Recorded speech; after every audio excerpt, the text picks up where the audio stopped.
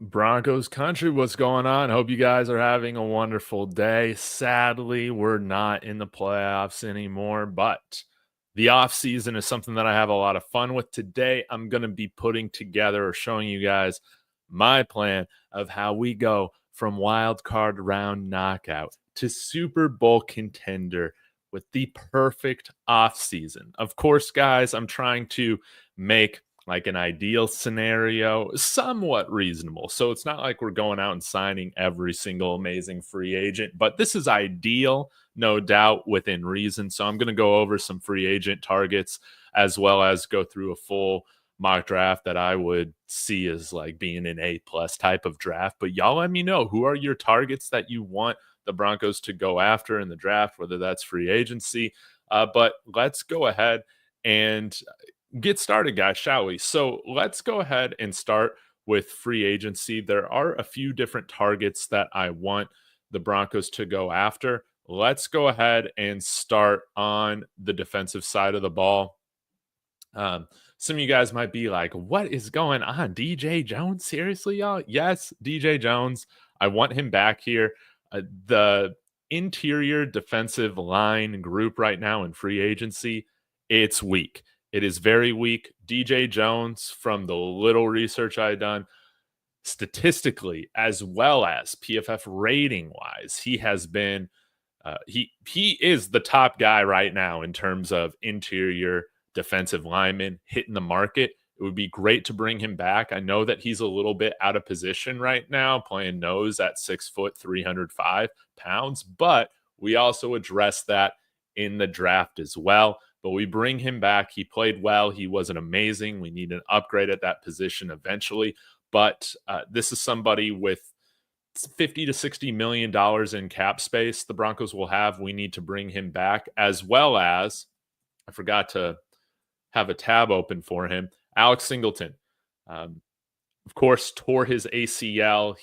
I think we can cut him and save like $7 million, but it would be great to bring him back on a reduced rate, similar to what we saw Tim Patrick take over the summer. We ended up cutting him anyways, but Alex Singleton would be great. You can bring back Cody Barton as well. I would love that. Justin Sternad for some depth. And maybe Lavelle Bailey's ready to take that step in the next year or two. This is also something that I think we should look to address at the end of the draft and UDFA market, getting some athletic linebackers. But let's say we don't want to bring back Alex Singleton. I think one guy that we could target from Miami would be Tyrell Dodson, inside linebacker he played with Miami as well as Seattle this year, and actually graded out pretty well in coverage. He had a ton of tackles this year, so yeah, 103 total tackles. As you can see, has spent the first 4 years of his career with Buffalo. Inside linebackers, these are guys that are exchanged on teams all the time. So I'm not going to make too much of him playing on two teams this year. I think that he could command a nice little free agency market. I thought Nick Bolton was going to be available. Doesn't look like he is an unrestricted free agent. So that's something to keep in mind. But bring back Alex Singleton or / going after Tyrell Dodson. I think Tyrell Dodson would be a nice addition to the inside linebacker core. But let's go ahead and talk about a little bit on offense, shall we? So a guy that torched us this year was Siki, 6'6", 245 pounds, out of Penn State. He's had a very productive year for the Cincinnati Bengals. 65 receptions, 665 yards, 2 touchdowns. And let's see what he did against us. Yeah, 10 receptions on 12 targets for 86 yards. He was killer. It would be great to have a big slot.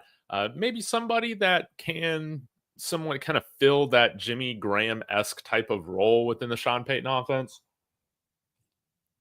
I think that this is a tight end. I think he was signed for around $3, $4, $5 million or so. So I think we could get him at a reasonable rate under $10 million. I would love to see that. Maybe you also bring in a guy such as Juwan Johnson from the New Orleans Saints as well. Really start filling out that tight end room with some guys. Gesicki's not necessarily a blocker.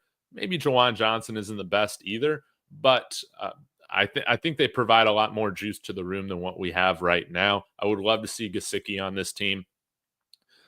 I'm not a fan of going in the high priced free agent market right now, paying a wide receiver over $30 million. We do have Cortland Sutton returning. I think that would be great.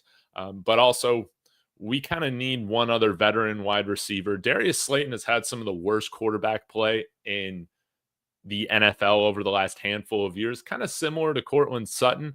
You've seen once he got good quarterback play, what do you have? Over 1,100 yards on the season, if you include the playoff game. Like he was fantastic. Darius Slayton, still only 28 years old, so right in the middle of his prime. And yeah, had just a little under 600 receiving yards this year. I think that this is kind of a sneaky sleeper signing. You guys have talked about him as a possible trade target this year. I think that he's somebody that we could definitely target and bring in with free agency, and also allow our guys like Delay. I know that some of y'all are upset with Troy Franklin, but I want to see Troy Franklin continue to develop. And of course, Marvin Mims. I would really, really like that, having him here. Now, you might say, Dave, what about running back? Guys, there's not really any running backs that I'm big time on us going after. It would be great to go after Aaron Jones, but I imagine that he re-signs with the Minnesota Vikings. And again, if T. Higgins becomes available and we are truly able to get him for, a decent price, yeah, let's do it. But I just got this feeling that the Bengals are going to franchise him. It's going to be a mess. That's just my gut feeling, because Joe Burrow is putting a lot of pressure on that front office. I don't think T. Higgins is honestly going to be available, but I will hope that he is. But let's go ahead and get to the draft, shall we? We have the number 19 overall pick right now in the NFL draft, which is great. And I wanted to show you guys kind of how ideally I would love this to work out. Granted, we have a few months before April hits, right? So some of these guys' draft stock could substantially change from what we're looking at NFL mock draft database and what they have right now going on. But let's take a quick look. Number 19, Tyler Warren. So now we have two tight ends from Penn State. We got Mike Gesicki. We got Jawan Johnson. There's a depth guy. We also got Tyler Warren, 6'6", 260 pounds. He is Taysom Hill plus Jimmy Graham, plus everything that you want. I mean, he can throw. He can run the ball. He can line up at fullback. He can play the slot. He can split out wide if you need him to. He can block in line. I think that he's just the perfect fit. Now, if Ashton Jeanty is there, it's going to be quite an interesting discussion, as well as a guy like Malachi Starks if he falls. But at 54, you might want to go another skill position. But Alfred Collins from Texas, this is a guy that I feel like can play future nose for us. And again, kind of allowing DJ Jones to play that bridge role for Alfred Collins this year, and then eventually taking over as our starting interior defensive lineman. I would really love that. You guys, if you've been following the channel, I'm a really big fan of Dylan Sampson. This guy has home run hitting ability from the running back room. There are some really interesting bruiser running backs that also have some receiving upside. But guys, right now, I'm still wanting to believe in Audric Estime as that kind of bruiser back in the backfield. We need a true home run hitter, a dynamic running back that can make big time plays from any part of the field, any situation. Dylan Sampson, coincidentally, he's from Tennessee. Can he be Sean Payton's next Alvin Kamara there in the third round? I sure hope so. Malachi Moore, not as great of a year this year at Alabama. I think that had to do a lot with the coaching change going from Nick Saban to Kalen DeBoer, but still a very, very good safety. Have him here at pick 120. Who knows if he falls all the way to day 3, but I would be pumped to get him there. And with our 3 6-round picks, Ty Hamilton, a defensive lineman out of Ohio State, I think that he could possibly take over for like a John Franklin Myers eventually, having some good depth there. At 196, guard Miles Frazier. He's somebody that I think would provide quality depth to the line. Thank God our line, for the most part, stayed really healthy this year, but we do need quality talent there. He's like 6'3", 6'4", 325 pounds. LSU, baby. So he is SEC tested and proven. and eventually could take over for Powers if eventually we move off of him. And lastly, at 204, this is where we could go with a ton of different wide receivers. I'm not super into this wide receiver class. There are some guys that I feel like in the mid rounds could be interesting gets, such as Matthew Golden, if he decides to declare, right? I do like Jalen Royals from Utah State. There are a few guys like that, Jack Beck from TCU, but Will Shepherd, I think, is going to be a great value in the late sixth. This also is perfect for me because I'm also a CU graduate. I'm a Buffs fan. It would be great to have a Buff on the team as well. So I think that he is somebody that eventually could become like that Cortland Sutton type of replacement. He has that traditional X wide receiver type of body build, great speed. He did have a couple like tough drops this year, but his drop rate is really, really low. Throughout his career and this past year at CU. So I'm not too worried about that. But yeah, when you're able to get a guy who's like 6'3", 215, 220 pounds that can also fly, that is, those guys don't grow on trees. They just don't. And possibly a guy that, like I said, we can develop behind Cortland Sutton, Darius Slayton, and our group of young receivers. So that's how really we go from wild card knockout to Super Bowl contender, is having George Payton. All he does is draft all pros. So maybe we can get a couple all pros out of this, but I tried to be somewhat realistic with the information given to me and trying to increase or solve a lot of our needs and holes right now on both the offense and defense. And again, still trying to pay attention to what we have going on with the trenches, because right now they're solidified, but we can't have that issue that the Dallas Cowboys had where all of a sudden they just forget to pay attention and invest in it. And then we got some issues down the line where now they can't run the ball. They can't protect Dak, right? So that is, that's my perfect offseason plan, guys. Smash that like. Let me know your thoughts on it. I'll say hi to you guys here really quick before I hop off to this meeting. Big E Bronco saying, how's everybody doing today? I'm doing great. I can't wait.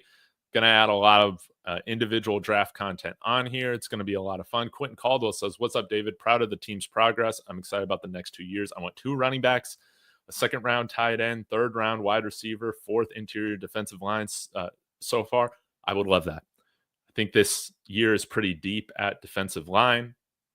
There's a couple Nebraska Cornhuskers that I feel like would make really good Broncos on this defensive line as well. I can't wait. But another guy that I really like that could possibly fall to day 3 with the running backs that's got a lot of juice, Bashul Tootin out of Virginia Tech. Watch him. Colorado, between Benito and Allen's extensions, might not be able to bring back DJ Jones, unfortunately. Yeah, I imagine that if we bring back DJ Jones, it's going to be for like a 1-year deal, probably something like that. But with Benito's extension, let's say he's taken about $20 million off the books. That should still give us around $40 million to play with. Can we bring him back for under $10 million? That's going to be an interesting question. Yeah, running backs should only be drafted this year. Completely agree with you. T. Higgins cannot stay healthy. So, yeah, maybe we just, with his contract that he's going to command, he's just off the books. Now, if Jeanty's available, that's going to be really interesting, Quentin Caldwell, if we decide to go in that direction.